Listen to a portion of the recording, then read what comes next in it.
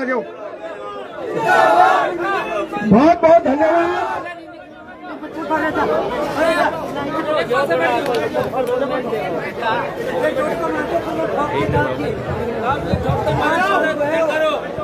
सभी जनप्रतिनिधियों से मेरा निवेदन है कि वो मंच पर अपना स्थान ग्रहण करें।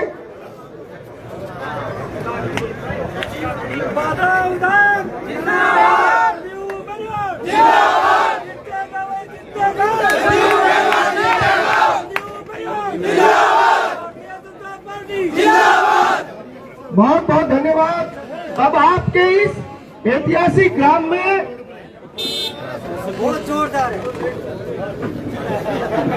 कार्यक्रम का शुभारंभ करते हैं आदरणीय गुरुजी रणजीत सिंह जी दुहारिया के एक बात से। उन्होंने एक बात कही थी कि कामरेड बलवान पूनिया की राजनीतिक मातृभूमि मुंदड़िया बड़ा है और वर्तमान में यही उसकी राजनीतिक जीवन की कब्रगाह बनेगी और यही से ही वो हार के जाएगा। इसी गुरुजी के इसी भाव के साथ मैं कार्यक्रम शुभारंभ कर रहा हूं। सबसे पहले कम्युनिस्ट पार्टी से भाजपा में आने वाले कार्यकर्ता लोकप्रिय नेता का अभिनंदन करेंगे। उनके नेतृत्व में आस्था व्यक्त करते हुए भाजपा ज्वाइन करेंगे। श्री केसरा राम जी कसवा, आदरणीय केसरा राम जी कसवा मंच पर आए। श्री केसरा राम जी कसवा, ये सभी कम्युनिस्ट पार्टी छोड़ करके आ रहे हैं। श्री रामेश्वर लाल जी, श्री रामेश्वर लाल जी, श्री ओम प्रकाश जी, श्री विनोद जी सहारण, श्री बलवान जी भाकर, श्री महेंद्र सिंह जी भाकर, श्री कृष्ण जी सनोप धनाराम जी कसवा। बहुत बड़ी संख्या में कम्युनिस्ट पार्टी छोड़कर भारतीय जनता पार्टी में आ रहे हैं साथीगण। सोपत जी कसवा, सनोप मनीराम जी, कृष्ण कुमार जी कसवा, सनोप मनीराम जी, शंकर लाल जी कसवा, सनोप मनीराम जी, महेंद्र सिंह जी कसवा, सनोप मनीराम जी, सुरेश जी कसवा, सनोप सोनन जी, देवीलाल जी कसवा, सनोप सोनन जी, राम निवास जी सिल्लू, आदरणीय पप्पू जी सिल्लू, ब्रजलाल जी कसवा, निहाल सिंह जी कसवा, दीपाराम जी कसवा, महेंद्र सिंह जी कसवा, जुगलाल जी कसवा, राजाराम जी सहारण, मनीराम जी सहारण, लोहरा सिंह सनोप रामचंद्र जी सहारण। सभी भाइयों की तरफ से लोहरा सिंह सनोप रामचंद्र जी सहारण। निराल दास जी स्वामी, आदरणीय निराल दास जी स्वामी, कुलदीप जी कसवा, महेंद्र सिंह जी स्वामी। बुजुर्ग वर्ग जोरदार तालियां विराट विजय का आशीर्वाद देते हुए। मदन लाल जी सिल्लू, करणपाल जी सिल्लू, दयाराम जी सिल्लू, रिचपाल जी सिल्लू, मनीराम जी सिल्लू, ओम प्रकाश जी सिल्लू, राजपाल जी सिल्लू, चंद्रपाल जी सिल्लू, हवा सिंह जी कसवा, रामजी लाल जी कसवा, हनुमान सिंह जी कसवा, कृष्ण कुमार जी सिल्लू, विकास कुमार जी सिल्लू, रामपाल जी ढाका, रमेश जी ढाका, हरिराम जी ढाका, दयानंद जी कसवा, राम कुमार जी बाकर, राजेंद्र जी दुहारिया सनोप भिंडूराम जी दुहारिया, ओशार सिंह जी बाकर, महेंद्र जी गोदारा, राम सिंह जी गोदारा, बलराम जी गोदारा।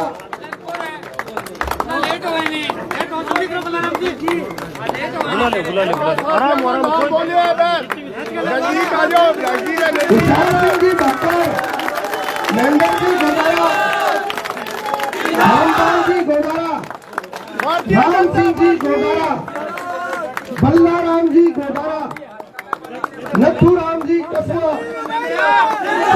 जी कस्बा, जयदेव जी कस्बा, भरत जी कस्बा, जय नारायण जी गरुड़वा, जय नारायण जी गरुड़वा, पाला राम जी धाड़िया, बहुत जोरदार उत्साह, जोरदार तालियां, लोकप्रिय नेता संजीव जी धन्यवाद। राजू जी वाल्मीकि, आदरणीय राजू जी वाल्मीकि, शंकर लाल जी धानिया, मंगलाराम जी धानिया, महावीर जी धानिया। भाई सारा काम में तो कामरेड क्लीन बोल्ड हो जाओ।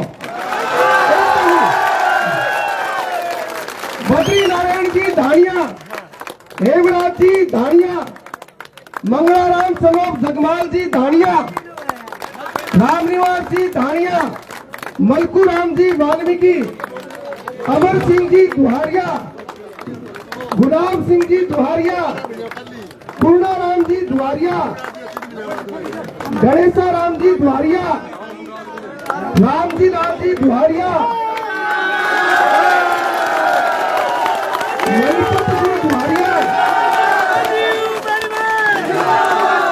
मणिपत जी दुहारिया, गणेश सिंह जी दुहारिया, उड़ताराम जी जाखड़, महीपत जी दुहारिया, गणेश सिंह जी दुहारिया, श्रवण कुमार जी जाखड़, मणिराम जी जाखड़, रतीश कुमार जी जाखड़, सीताराम जी जाखड़, आत्माराम जी जाखड़, शेर सिंह जी जाखड़, अमर सिंह जी जाखड़, हरदत्त जी जाखड़, भगवाना राम जी जाखड़, आकाश जी जाखड़, रामेश्वर जी जाखड़, महेंद्र सिंह जी जाखड़,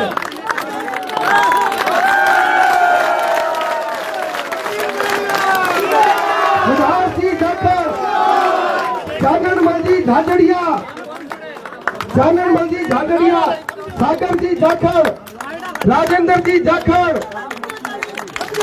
धर्माराम जी कस्बा,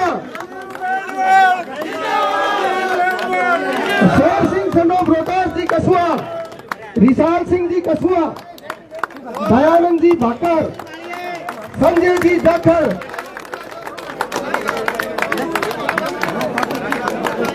पूर्व ब्लॉक डायरेक्टर आदरणीय राजेंद्र जी का बहुत बहुत अभिनंदन, जोरदार तालियां। भारतीय जनता पार्टी के हमारे पुराने कार्यकर्ता उद्यमी राम जी कस्बा, उद्यमी राम जी कस्बा, मुख्य राम जी कस्बा, कृष्ण कुमार जी कस्बा, सत्यवान जी कस्बा, हेमराज जी कस्बा, कन्ना राम जी कस्बा, राम किशन जी कस्बा, मान सिंह जी कस्बा, हंस राम जी कस्बा, पप्पू जी कस्बा, लीलू राम जी कस्बा, सुल्तान जी बाकर, केसरा राम जी बाकर, सुमेर सिंह जी बाकर, मुकेश कुमार जी गोदारा, राजकुमार जी सनोप झिंडू राम जी दुहारिया, आदरणीय राजकुमार जी दुहारिया, सनोप झिंडू राम जी दुहारिया। अब हमारे वरिष्ठ कार्यकर्तागण सुरेश जी जाखड़, अध्यक्ष युवा भाजपा मंडल डुमराना, सुरेश जी जाखड़,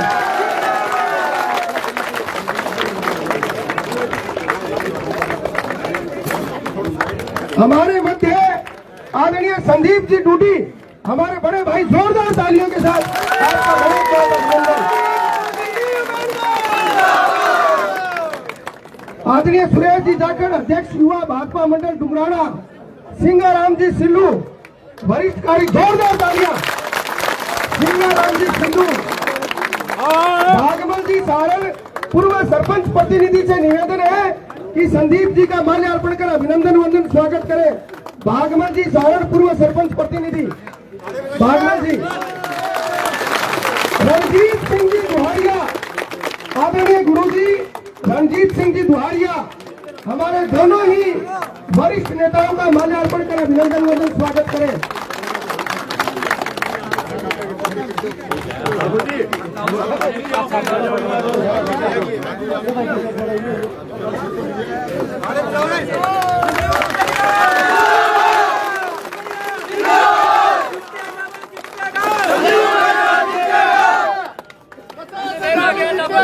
भूल चूकवश किसी का नाम रह गया हो तो मैं आपको आमंत्रित कर रहा हूं कि आप आए लोकप्रिय नेता का अभिनंदन वंदन स्वागत करें।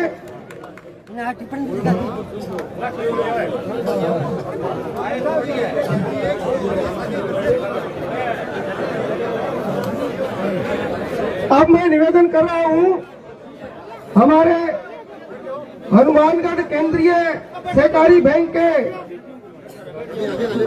भाई साहब एडवोकेट राजीव जी कस्वा का भी बहुत बहुत अभिनंदन। गुरुजी रंजीत जी गुहारिया से निवेदन माल्यार्पण कर राजीव जी कस्वा का अभिनंदन वंदन स्वागत करें।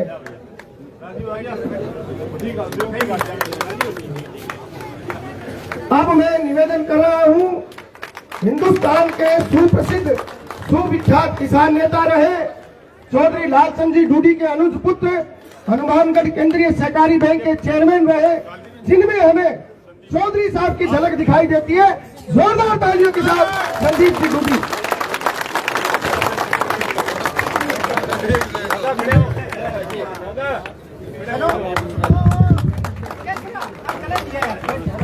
परम आदर और मान सम्मान के योग हमारे पूर्व भावी एमएलए संजीव जी बेनीवाल साहब,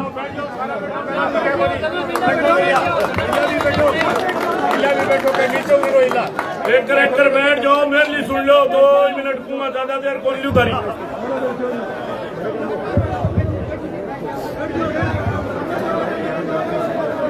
मुंदड़िया गांव के अंदर मेरा बहुत पुराना नाता है, पिताजी को तो ही हो पर मेरा भी बड़ा ही नाता रेड है। क्यों है मेरे बाबा जी चूंतरी पर मेरी बड़ी रोटी खाई है, क्योंकि मैं ताऊ जी गए बहुत ज्यादा लो तो मानता ही ताऊ जी में पैर छू गए और भीतर ने बढ़ जानता मैं बोले मैंने तो भूख लाग रही है, मन तो रोटी खानी है। मैं बाबा ही घन तो मैं मेरा बाबा जी चूंतरी पर आज मैं आगे मैं बड़ो खुश हो हूँ।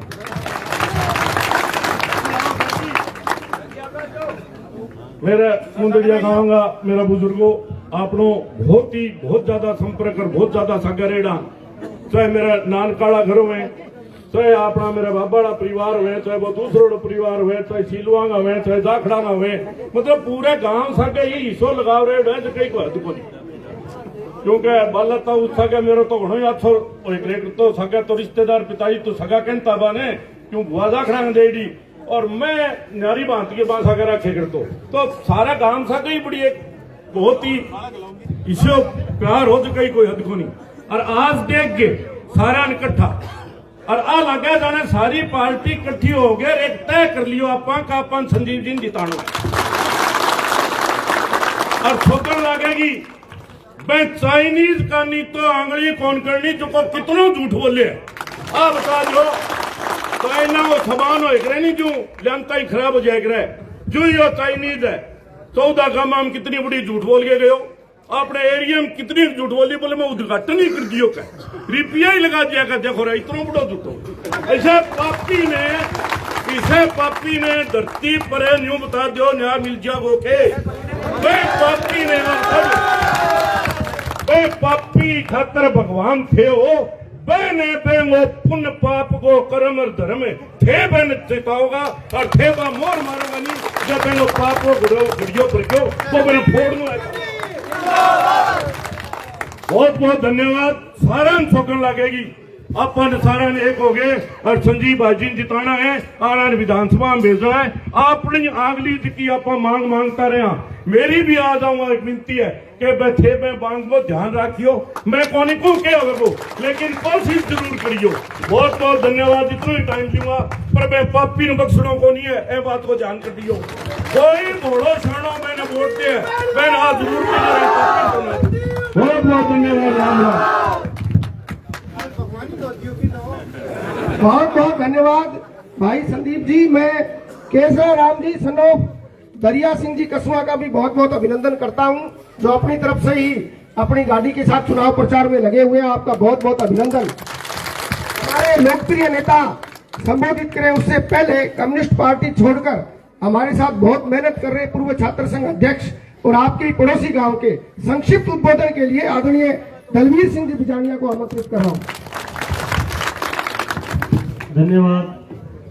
मंच पे उपस्थित जन जन के प्यारे भारतीय जनता पार्टी के उम्मीदवार श्रीमान जी संजीव जी बेनीवाल साहब, संदीप जी डूडी साहब, जोन प्रभारी मास्टर जी, जोन प्रभारी शंकर लाल जी और तमाम गणमान्य नागरिकों, हमने पिछली बार राजस्थान की विधानसभा में भादरा विधानसभा क्षेत्र से एक ऐसा चेहरा चुन करके राजस्थान की विधानसभा में भेजा था। हमें इस बागड़ बेल्ट से उसको एक तरफा उसको वोट देकर के राजस्थान की विधानसभा में भेजा था। हमें उम्मीद थी, हमें लगा ये शेर राजस्थान की विधानसभा में जाकर के किसानों की, नौजवानों की, विद्यार्थियों की बात करेगा, लेकिन वो शेर जैसे ही राजस्थान की विधानसभा में पहुंचा, एसओ गहलोत का पालतू कुत्ता बन गया। उसने ना कभी विद्यार्थी की बात की, जब पेपर पे पेपर लीक हो रहे थे उसने कभी नहीं बोला कि विद्यार्थियों के साथ, नौजवानों के साथ कुटाराघात हो रहा है और कांग्रेस की सरकार ये कुटाराघात कर रही है, हम सहन नहीं करेंगे। एक बार भी ये बात नहीं बोली। और किसानों के साथ कांग्रेस सरकार ने ये वादा किया था, मैनिफेस्टो में ये वादा रहा था कि जिस दिन हमारी सरकार बन गई 10 दिन के भीतर पूरे प्रदेश के किसान का कर्ज माफ कर देंगे। लेकिन उसने एक बार भी गहलोत साहब को ये नहीं बोला कि गहलोत साहब आपने जो किसानों के साथ जो वादा किया था उस वादे का क्या हुआ, कभी नहीं बोला।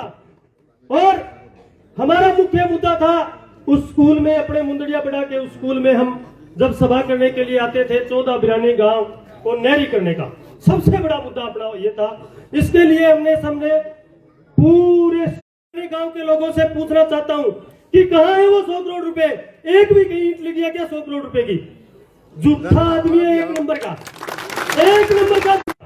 ठीक कौन बनता है बीच में? और जिस एसएफआई को हमने खड़ा किया था उस एसएफआई की जगह अपनी एक ब्रिगेड बना ली। उस ब्रिगेड का कोई साथी कहीं चंदन में पकड़ा जाता है, उसका सचिव है, डीजल की तस्करी करते हैं, वो उस ब्रिगेड के साथी है।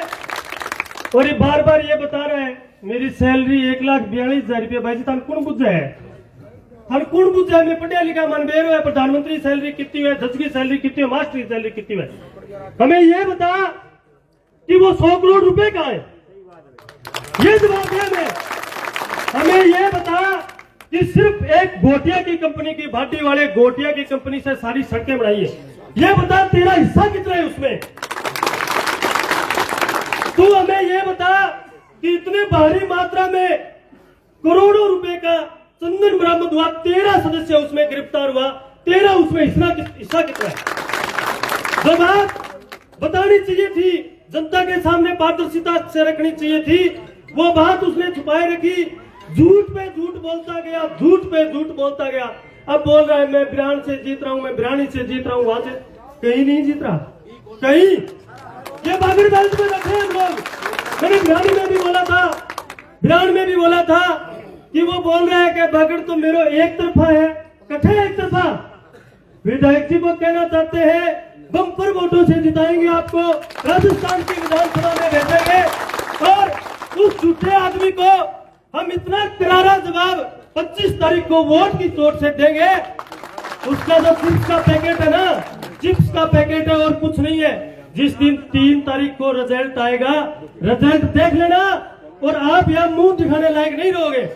और जिन किसानों के साथ आपने वादा खिलाफी की है, जिन नौजवानों के साथ वादा खिलाफी की है, उनसे मैं पुनः निवेदन करना चाहता हूँ कि 25 तारीख को एक एक वोट संजीव जी बेनीवाल को, भारतीय जनता पार्टी को देकर के उस तानाशाह शासक को, उस झूठे आदमी को हम यहाँ से विदा करने का काम करेंगे। जय हिंद, जय भारत।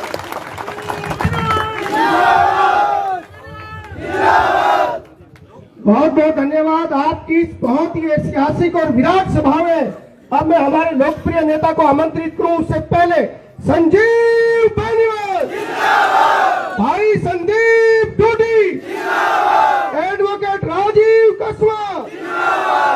भारतीय जनता पार्टी। एक और नारा लगाओ भी, मैं लगाऊं संजीव बेनीवाल। हमारे पूर्व उप जिला प्रमुख आदरणीय रोशन लाल जी का भी जोरदार तालियों के साथ बहुत बहुत अभिनंदन वंदन स्वागत। जोरदार तालियों के साथ श्रीमान संजीव जी बेनीवाल। संजीव बेनीवाल मातरा विधायक कैसा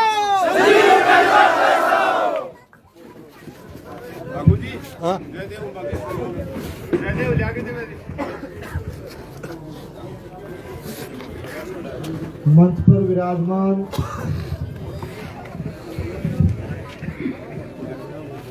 हमारे केंद्रीय सहकारी बैंक के पूर्व चेयरमैन, हमारे छोटे भाई संदीप गुजर जी, पूर्व उप जिला प्रमुख भाई रोशन जी,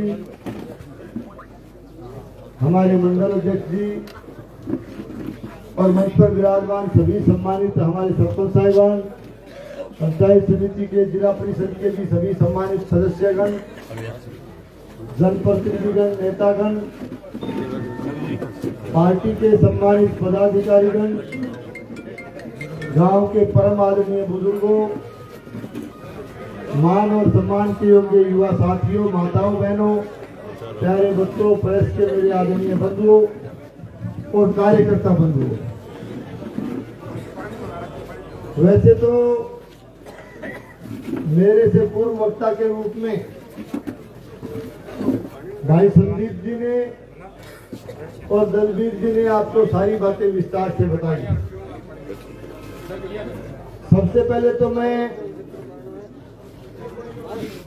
आपने यहाँ पहुंचने पर जो मान सम्मान अभिनंदन किया, मेरा स्वागत किया, उसके लिए मैं आप सबको, सभी ग्रामवासियों को, कार्यकर्ता बंधुओं को, बुजुर्गों को, नौजवानों को, माताओं बहनों को और 36 बिरादरी के मेरे भाइयों को मैं इस बात के लिए बहुत बहुत धन्यवाद देता हूं, आपका बहुत बहुत आभार व्यक्त करता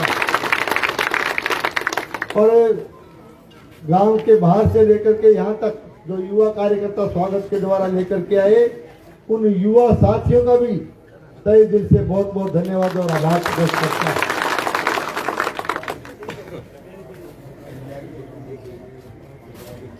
ठीक 5 साल पहले जिस आशा और विश्वास के साथ लोगों ने यहां से जनप्रतिनिधि चुन करके भेजा, उस व्यक्ति ने और उसकी पार्टी ने 2 बड़े नारे और 2 बड़े वादे करके इस सत्ता हासिल करने का काम किया था। नारा दिया गया कि हमें राज नहीं आवाज चाहिए और प्रधानमंत्री फसल बीमा दिलाने का हम काम करते हैं। इस तरह के 2 बड़ी बातें जिससे कि भ्रमित करके इस लाल झंडे वाले ने भादरा की सत्ता हथियाने का काम किया था। लेकिन आज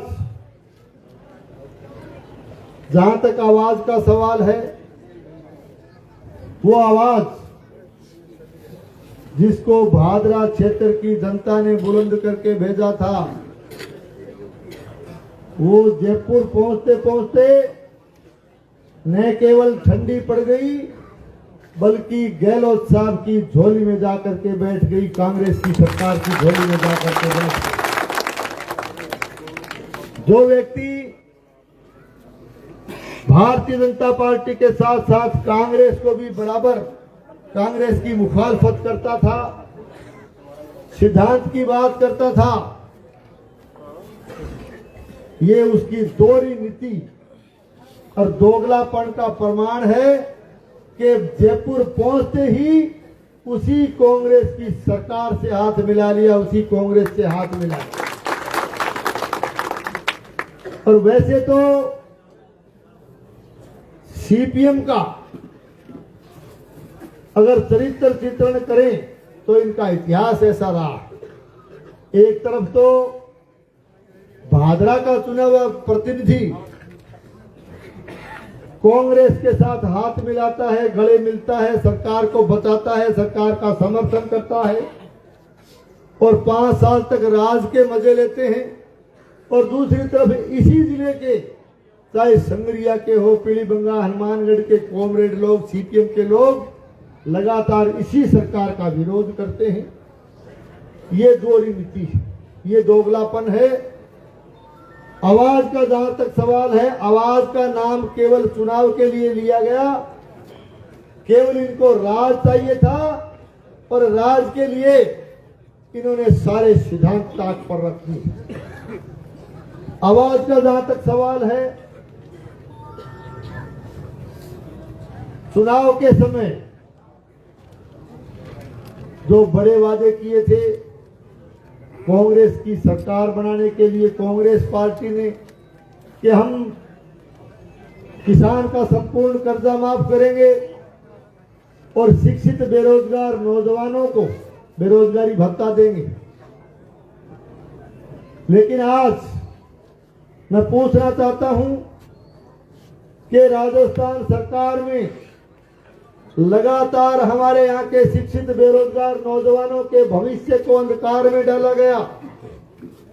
लगातार प्रतियोगी परीक्षाओं में पेपर आउट कराए गए, पेपर बेचे गए, परीक्षाएं रद्द होती गई और यहाँ का युवा वर्ग चिल्ला चिल्ला कर इंसाफ मांग रहा था, न्याय मांग रहा था। और प्रतिपक्ष ने पेपर लीक प्रकरण की, परीक्षाओं की सीबीआई जांच की मांग की थी। तब यहाँ के चुने हुए जनप्रतिनिधि ने उस सीबीआई मांग को खारिज करने की बात कही। उसने कहा था सीबीआई की आवश्यकता नहीं। तो मैं कहना चाहता हूं, जब यहाँ का युवा चिल्ला चिल्ला कर न्याय मांग रहा था, तब तुम्हारी ये आवाज खामोश कैसे हो गई? ये पहला सवाल। दूसरी चीज, कर्जा माफी का वादा कांग्रेस पार्टी ने किया, कांग्रेस के नेताओं ने किया, तत्कालीन राष्ट्रीय अध्यक्ष राहुल गांधी जी ने किया।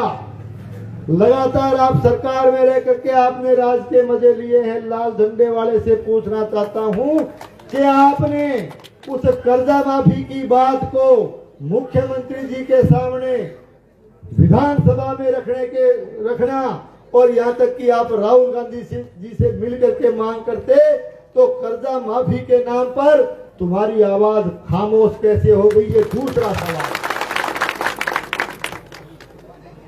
आज सिंचाई पानी के नाम पर सिद्धमुख सिंचाई परियोजना, नॉर फीडर और अमर सिंह सिंचाई सिस्टम का किसान सिंचाई पानी के लिए त्राई त्राई कर रहा है, पीने के पानी के लिए त्राई त्राई कर रहा है, तब तेरी आवाज खामोश कैसे रही? ये तीसरा सवाल। हमारे 14 बरानी गांव के लिए आप लोगों ने और आपकी सरकार ने अब जो बजट आया, 2 साल पहले जो बजट आया, उसमें 100 करोड़ की घोषणा तुम लोगों ने करवाई। तुमने एक तरह से लोगों को गुमराह करने का काम किया। उस 100 करोड़ का आज तक पता नहीं चल पाया, तू पता नहीं कर पाया। और जब अशोक गहलोत साहब मलखेड़ा आए थे, तो एक शब्द गहलोत साहब के मुंह से तू कहला नहीं पाया, तब तेरी आवाज खामोश कैसे हो गई? है तीसरा सवाल। आज आप केवल शिलान्यास करने का और वो भी वर्चुअल करने का जो नाटक करते हो, क्या ये उचित नहीं था कि मलखेड़ा में आदरणीय मुख्यमंत्री जी आए, उनको ला करके मुंदरिया बड़ा में आप क्लियर करवाते कि कहां से ये नहर बनेगी, कहां बजट लगेगा, कब वित्तीय स्वीकृति होगी, कब प्रशासनिक स्वीकृति होगी, कब टेंडर जारी होंगे, कब वर्क ऑर्डर होंगे और कब हमें सिंचाई का पानी मिलेगा। अच्छा होता कि मुख्यमंत्री जी आकर के इस बात को यहाँ शिलान्यास करते, उद्घाटन करते, तो अच्छा होता और किसान वर्ग, हमारे इस इलाके के लोग जो है पलक पावड़े बिछा करके उनका स्वागत करते, लेकिन तेरी आवाज खामोश कैसे हो गई, ये तीसरा सवाल मैंने रखा। मैं पूछना चाहता हूं कि राजस्थान की सरकार ने वर्तमान शासन प्रशासन के दौरान जिले बांटे, रेवड़ियों की तरह से बांटे हैं, जिलों की संख्या 53 पहुंचा दी। नौर भादरा के लोग जिले की मांग लंबे समय से कर रहे थे, तब तेरी आवाज खामोश कैसे हो गई, ये चौथा सवाल। आज पूरे इस इलाके में, हमारे सीमावर्ती इस क्षेत्र में चीटे जैसे मादक पदार्थ की तस्करी लगातार चलती रही, युवा वर्ग को नशे की गर्त में धकेला गया और इसके साथ साथ आचार संहिता लगने के बाद कभी चिट्टे के तस्कर पकड़े गए, कभी नकली डीजल बनाने के तस्कर पकड़े गए, कभी हथियारों के तस्कर पकड़े गए, कभी मेडिकेटेड नशे के तस्कर पकड़े गए, कभी लकड़ियों के तस्कर पकड़े गए। जब लगातार इस क्षेत्र की कानून व्यवस्था को ये लोग बिगाड़ रहे थे, तस्करी का साम्राज्य बना रहे थे, तब तेरी आवाज कैसे खामोश हो गई, ये कौन आवाज की बात करता। लगातार इस इलाके में अनुसूचित जाति के लोगों पर अत्याचार और अन्याय होता गया। बरवाड़ी में तुम्हारे इस शासन प्रशासन ने गरीब के आशियाने को तोड़ने का काम किया। मेलिया के अंदर भी अनुसूचित जाति के मेघवाड़ गरीब परिवार के आशियाने को तोड़ने का काम किया। मुनसरी में अनुसूचित जाति के गरीब परिवार के मेघवाड़ परिवार के नरमे की फसल को तबाह करने का काम किया।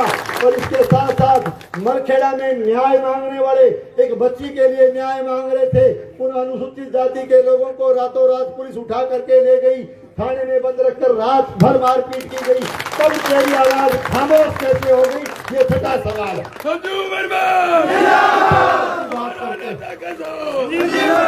कौन सी आवाज की बात करते हो, कहां तुम्हारी इस आवाज की बात करें। केवल नाम की आवाज, तुम लोगों ने केवल आवाज का नाम लिया था, केवल सत्ता प्राप्ति के लिए लिया था, तूने राज का सुख भोगने के लिए लिया था। आवाज की बात, मैं तो चुनाव में भी आयो, मैं पहले कह गई आवाज रूज को नहीं, राज ही चाहिए। इससे अगली बात और कहना चाहूंगा, प्रधानमंत्री फसल बीमा योजना, प्रधानमंत्री फसल बीमा योजना मैंने पहले भी कहा था कि प्रधानमंत्री फसल बीमा योजना यदि किसी ने लागू की है तो इस देश के नेता, इस देश के यशस्वी प्रधानमंत्री नरेंद्र मोदी जी ने लागू की है। आज प्रधानमंत्री बीमा का क्लेम यदि मिल रहा है तो केवल मोदी जी की वजह से मिल रहा है। मैं पूछना चाहता हूं, 2018 से पहले जब हम लोग सरकार में थे तो जिस किसान को 13.5 लाख रुपए का बीमा क्लेम मिलता था, उसको तुमने 1300 पर लाके छोड़ दिया। तब तुम्हारी आवाज खामोश कैसे हो गई, ये 7वां सवाल तेरे से पूछते हो। तू आवाज की बात करता है। मैं कहना चाहता हूं, 5 साल के इस शासन में आपने देखा होगा, राजनीतिक इतिहास की मैं बात करूंगा, 1952 से लेकर के आज तक का इतिहास इस बात का साक्षी है।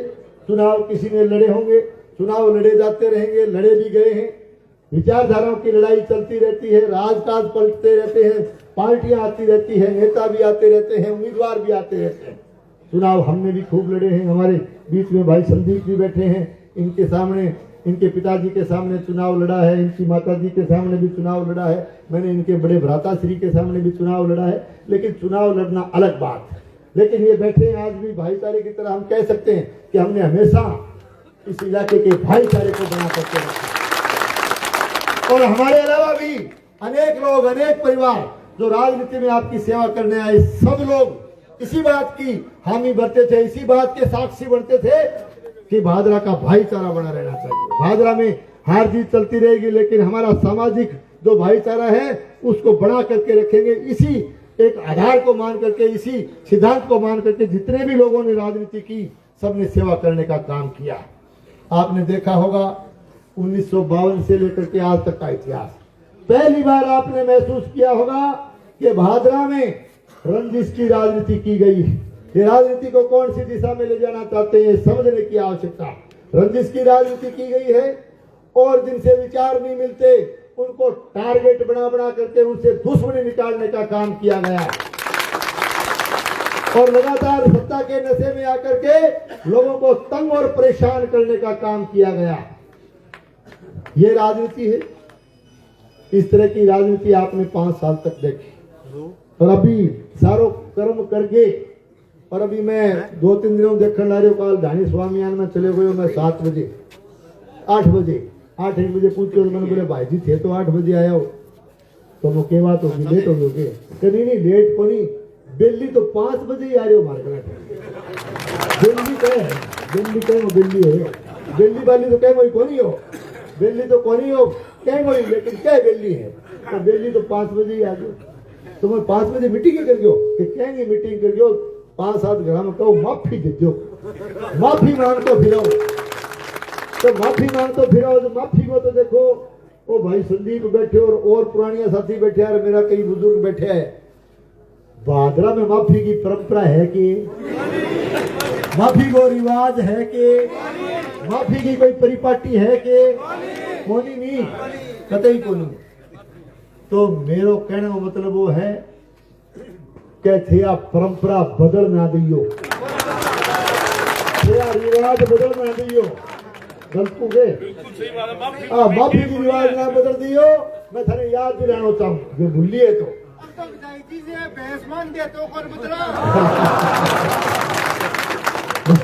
माफी की परंपरा ना बदलियो क्योंकि भादरा वो इतिहास है। फिर वैसे तो मैं उस क्षेत्र में खड़ा हूँ उस धरा पर खड़ा हूँ उस पवित्र भूमि पर खड़ा हूँ जिसकी मिसाल पूरे राजस्थान में दी जाती है मुंदरिया पर।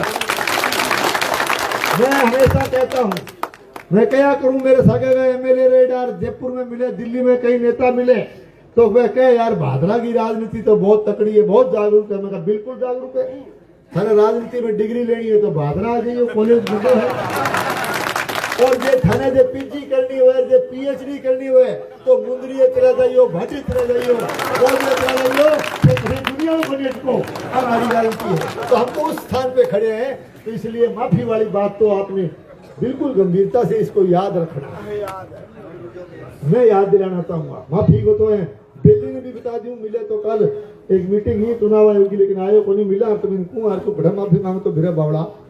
मैं 1998 में पहली बार विधायक बना पहली बार जीते हो तो 2 बार अच्छा थोड़ी बहुत गलती करी होगी तो भी वो रगड़ो थे मेरे 2 बार ही लगाए 2003 2008 2013 में थोड़ी बड़ी भूली लगी तो मैं हटा थोड़ी करी तो बोले चलो तेरे इनके काटा है ना तो थोड़ी सी गलती की सजा 2 बार तो मेरी भुगतेड़ी है 3 बार आप भाई बैठे आगे भुगतेड़ी है तो के बाद वो राग वो घोड़ो है हो अच्छा वो माफी मिली जाएगी इतना दंडा खोद दिया तो इतना गलती कौन से गलता कर रखे है और तेरी हालत तो बा बावड़ा कठे तेरी बात करे तू बा बूढ़ी वाली बात है ताई ही कोई और ताई ये घरा सामान ठीक हो भी धंधो लताड़ो तो एक चोर हो बोलो कई दिनों तकाओ कि माल लो काट लिया तो एक दिन ताई ले गई घड़ियों चाली पानी में जोड़ो दूर हो तो भी टाइम वाटर उसका धातो तो ताई गई बडेरी लुगाई दणबूढ़ली तो गई घरे बढ़ गयो दणतावड़ो सो कोई सोनो चांदी की पीसा पासा पुरानिया कद रास्ता गल्ले में धेड़ा दलदल मूर्ता पावे के हो हाथ वो तुम्हारे की बन पायो कौन एक चाकी पड़ी जो चाकी बोले आई ले चला काम आओ चक्कर लागे जो हाथ में छुट गई पाठ 2 हो गया फिर पल्ले केरा हो सकती फिर तावड़ो सो बढ़ते ऊंचो है वो छीको टंगरे में वो पुराने जमाने में के फ्रीज होता घी दूध वो बैंक में धर देता सिर लागे तो वो बर्तन तला पड़े वो टूट गयो फिर इतने देखो टाइम बोल हो गया ताई तो आने वाली है भाज ले पकड़ नहीं लेते ने तो गेट का नहीं आयो दिनू तो ताई घड़ियों लेके बड़ी रिनू वो लिखट नो आमने सामने भिड़ गया जब वो घड़ियों तले पड़े तो ताई बोले रे सित्ते ना सित्ते ने रोलियो तने बोले ताई भीतर पड़ के देख खड़ा खड़ा रोली बहुत बड़ा खोद लिया तो उन्होंने खड़ा रो थे माफी की बात करे तो माफी की बात करें तो गलता करा के बड़ा तो मैं तो आपसे मैं तो आपसे इतना ही निवेदन करने के लिए आया हूँ कि भादरा की व्यवस्था खराब है और ये झूठे वादे करना इसका काम है झूठ बोलना और एक तरह से गहलोत साहब का आशीर्वाद लेकर के इसने लूट और झूठ की खुली दुकान भादरा में खोल रखी। ये कहता है मैं शटर डाउन करा दूंगा, तो शटर डाउन तो की राजनीति में तो कभी कम और कभी ज्यादा हो वो करे कोई बात नहीं, तेरे ही सारे कौन तो जनता कराओ तो है थे लूट लूट की दुकान है भी वो शटर डाउन करके सकती है।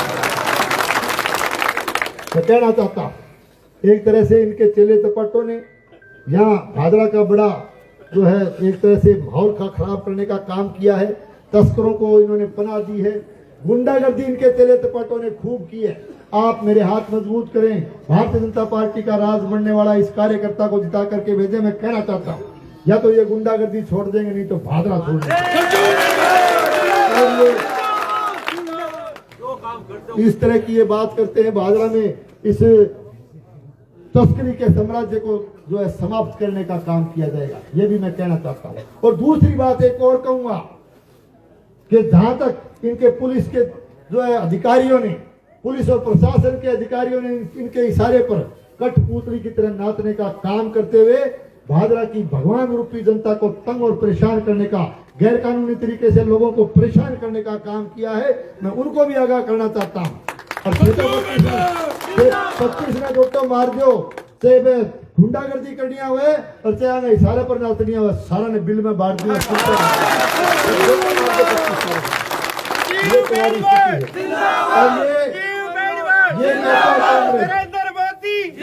अपने अनुभव की बात करता है, कॉमरेड कहता है मैं ये कर सकता हूँ, किया होगा कुछ लेकिन गलत किया, सही कुछ भी नहीं किया।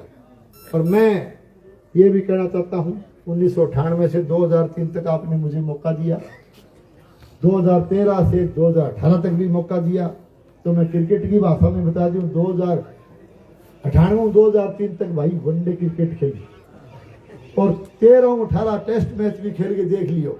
और टेस्ट मैच वो खिलाड़ी और वनडे वो खिलाड़ी 2020 बहुत सुनो खेलने जाना, तो ज्यादा चीजों बंद करेगा तो 2020 खेल के भी दिखा दूंगा, चिंता ना करिए।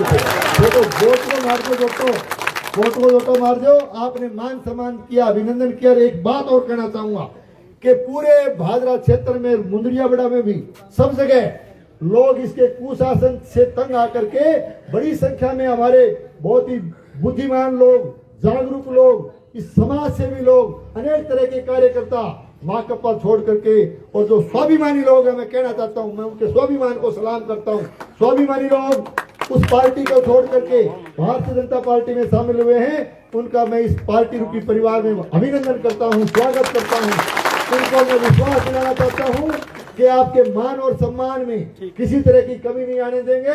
मेरे लायक काम हो, संदीप जी बैठे हैं, हमारे लायक कोई काम हो तो सीधा आकर के आप मेरे से मिल सकते हैं, आदेश दे सकते हैं। आपको किसी बिचौले की आवश्यकता नहीं पड़ेगी, किसी मध्यस्थ की आवश्यकता नहीं पड़ेगी। इन्हीं शब्दों के साथ आप सबको बहुत बहुत धन्यवाद।